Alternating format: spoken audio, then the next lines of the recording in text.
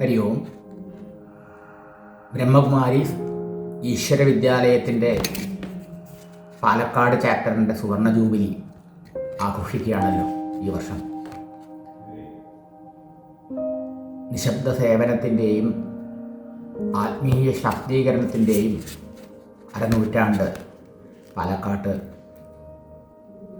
ബ്രഹ്മകുമാരി ഈശ്വര വിദ്യാലയം പിന്നിടുമ്പോൾ ഒരുപാട് കാര്യങ്ങൾ സമാജത്തിന് വേണ്ടി ഈ സംഘടന ചെയ്ത് നമുക്ക് സ്മരിക്കാനുണ്ട്. ചെറിയ ഒരു ഭവനത്തിലാണ് പാലക്കാട് തുടങ്ങിയത്. ഇന്ന് വലിയ ഒരു കേന്ദ്രം പാലക്കാട് സ്വന്തമായിട്ടുണ്ട്. രാജയോഗ ധ്യാനത്തിലൂടെയും നൂതനമായ ആത്മീയ സംരംഭങ്ങളിലൂടെയും സമൂഹത്തിൻ്റെ ഉന്നമനം ലക്ഷ്യമാക്കി മനുഷ്യന് ശാശ്വതമായ ശാന്തിയും സമാധാനവും പ്രദാനം ചെയ്യുക എന്ന ലക്ഷ്യത്തോടു കൂടി പ്രവർത്തിക്കുന്ന ഈ സമാജത്തിന് എല്ലാവിധ ആശംസകളും നേരുന്നു.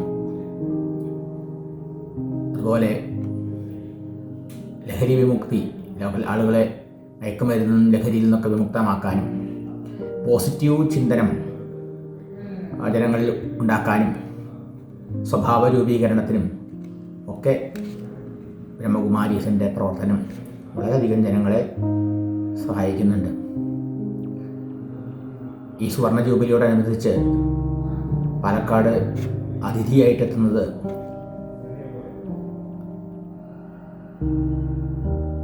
ബ്രഹ്മകുമാരി ഈശ്വര വിദ്യാലയത്തിൻ്റെ അഡീഷണൽ അഡ്മിനിസ്ട്രേറ്റീവ് മേധാവി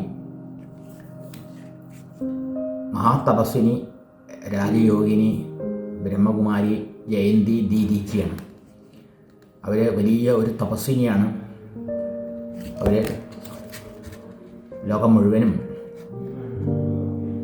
ഈ പ്രസ്ഥാനത്തെ കൊണ്ട് 5 പതിറ്റാണ്ടിലേറെയായി 100-ലധികം രാജ്യങ്ങളിൽ ഈ രാജയോഗത്തിൻ്റെ ദീപം പകർന്നുകൊണ്ട് ബ്രഹ്മകുമാരീസിൻ്റെ പ്രവർത്തനത്തെ ഊർജ്ജസ്വലമായി നടത്തിക്കൊണ്ടിരിക്കുന്ന ഒരു അമ്മയാണ്.